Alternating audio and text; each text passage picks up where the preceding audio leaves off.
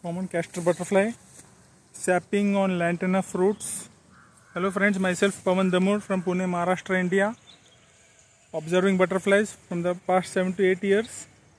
The common castor butterfly sapping on lantana fruits. 21st July 2024, 1 p.m.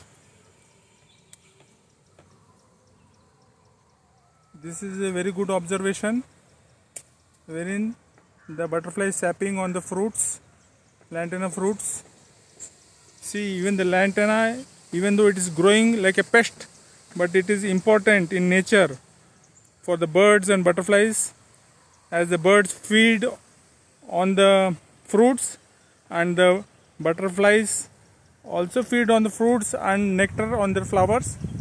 And this lantana is also the host plant, larva host plant for the slate flash butterfly, wherein the female lays her eggs on the flower buds of this lantana camera plant. See, the castor, common castor, is still hovering here. They are desperate to sap on the fruits.